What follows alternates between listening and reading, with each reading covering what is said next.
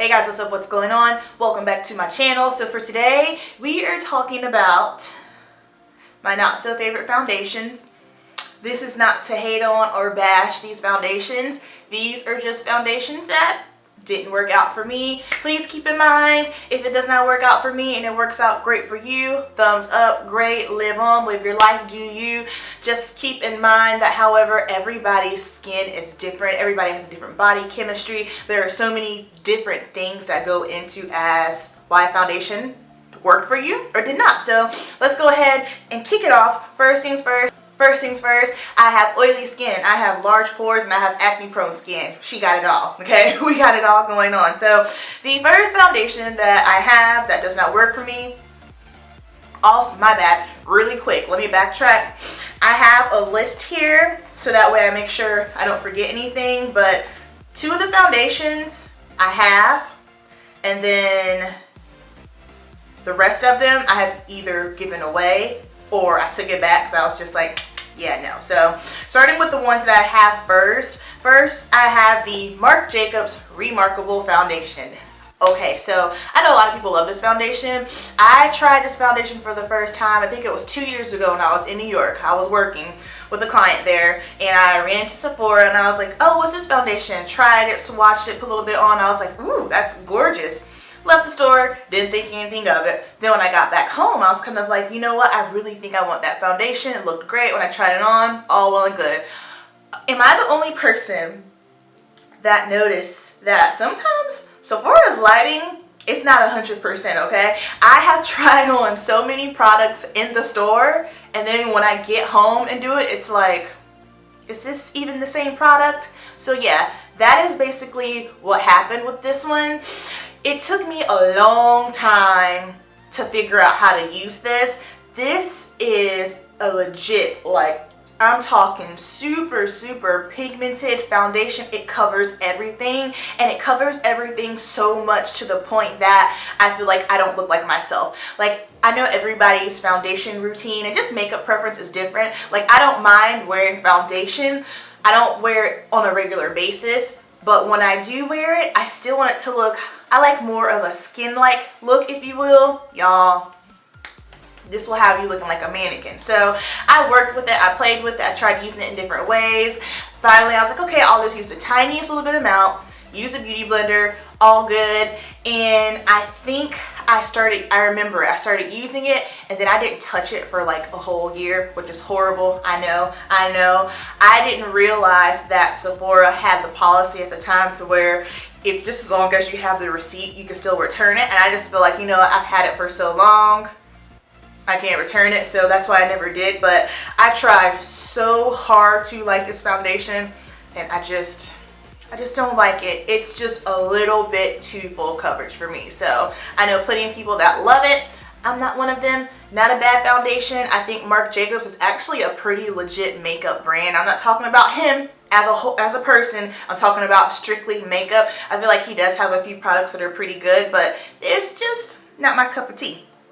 The next one that I have here, I feel like everyone went crazy and hyped this up. This is the L'Oreal Invaluable Total Coverage. So I have the Pro Matte, which I love. I have the Pro Glow, which I actually love. I don't wear the Pro Glow on its own though. If I try to do that, it'll be a mess. But I feel like the Pro Matte is so matte that I just take a little bit of the Pro Glow, just put the tiniest little bit amount in there, mix it up, and it's perfect. But my issue with this is, one, it gave coverage, but it's marketed as a like legit full-on coverage, and I feel like the Pro Matte actually gives you more coverage than this. And then I feel like it made me look orange. I feel like it oxidized on me and I was looking like a greasy, slippery mess. And this also intensified my pores, which we're not going for that. So this is another one that did not work for me. I feel like a lot of people were actually disappointed about this product when I was, because you know, whenever something new comes out, I'm always on YouTube searching things just like you guys, and I like to see, I love to hear other people's opinion on makeup. I don't care if they're a big YouTuber, smaller YouTuber, you got an opinion, I want to hear it. So this unfortunately did not work for me. Let's move on to foundations that I do not have that I gave away. The first one is going to be, I'll post a picture, the MAC Water Weight Foundation. So when I saw it, I was kind of like, okay, water weight, that'll be good because it'll be lightweight. My issue with this foundation is it did not stay on my face. And I know I'm oily, I know. And I feel like it's one of those foundations to where if you are dry, normal, maybe even combination, I feel like you could make this work for you. But on oily skin, I know I did a review on it, and that's the thing. I feel like whenever I do reviews, especially on foundations, I need to come back and do an updated review. That's something I'm really going to try to work hard on in the fall. Because sometimes when you try something out, or your first impressions, or you've been using it for a week, sometimes things are good, and then the longer you use it, sometimes your mind changes, things changes, and this is definitely one of those foundations where I was like, oh yeah, this is great, it's awesome. And then like a couple of days, couple of weeks go into it, and I was kind of like, not so into it. So that one I just feel like didn't stay on my face. It put it on and it literally just like vanished into makeup heaven. I don't know what happened to it, but it was gone. Did not work. This next foundation that did not work for me broke my heart. Okay, so I purchased this foundation, let me see, 2017 now. Yeah, 2014. This is when I really, in fact, this is when when I first started my YouTube channel. When I was in beauty school, I started my YouTube channel, but I was not consistent and I just totally quit. It was just a hot mess. So in the fall of 2014, that's when I really like full on, I was like, you know what, start all over, let's get into it. And y'all can go back to my videos. I mean, they were, listen, struggle city, but it's okay because we're on the come up now. But I had fresh out of beauty school, I did not have a lot of money. I remember saving my coins to buy this foundation. It is the Doir Skin Star Foundation. This is hands down one of the most beautiful foundations I have ever put on my skin. I'm talking ever. And the funny thing about this foundation is it's not marketed as a mattifying foundation or a foundation that's good for your oily skin. But when I was wearing it, it was in the fall and it just made my skin look so pretty. Reason why it didn't work out for me, it broke me out.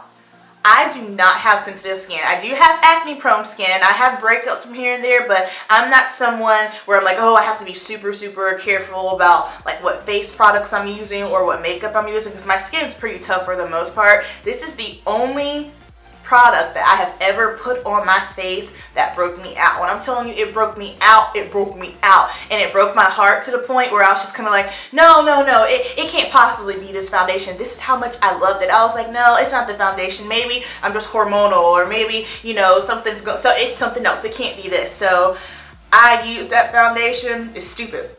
Really stupid. If something's breaking you out, do not use it. I used it. Second time, broke me out. Use it a third time, broke me out. Use it a fourth time, then I was like, you know what, okay Amber, we gotta let it go. So again, like I said back then, I didn't realize, this was in 2014, this is when I like really started heavily getting into makeup, especially higher end makeup. I didn't realize that you could take it back, so that was like a foundation, I think it's like $52, $54. So I ended up giving it to a stylist that works with me at the salon, so I'm still a little bit butthurt over that one. I think the issue is when designer brands come out with foundations, I found that they do have a little bit more of a fragrance to them. I don't remember the Marc Jacobs. And that's the other thing I don't like about this Marc Jacobs too. Like, look how, can y'all see how messy that, like this whole situation, it's just a hot mess. Yeah, I feel like higher end foundations, like Marc Jacobs, Dior, Chanel's one of them, YSL. I feel like those foundations have more of a fragrance. So if you are someone that's very sensitive to fragrance and you don't like it and you know that it tends to mess with your skin, don't do it to yourself. It's not worth it.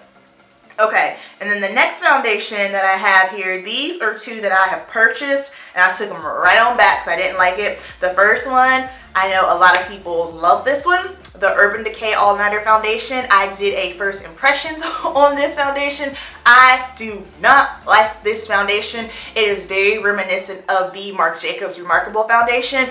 It covers every single thing to the point that it does not look natural, and I don't like that. Like, there is a such thing as too matte. And that foundation, I feel like that foundation it covers so much to the point that you look like a mannequin, and it's so matte that it just makes everything flat, and I do not like it. I remember like working with it, I feel like it does dry really fast, so you have to make sure that you are not messing around when blending it out. I'm just not into it, not my cup of tea. I did not like it, did not work out for me. And then the last foundation that I do not have that I took back was the Tarte Amazonian Clay. Not the liquid one, but the powder. I was on the hunt for good, you know, full coverage foundations, and I heard this was a really good one. Well, let me tell you. So my shade I believe that I purchased was Rich Honey. Rich Honey? Yeah, Rich Honey.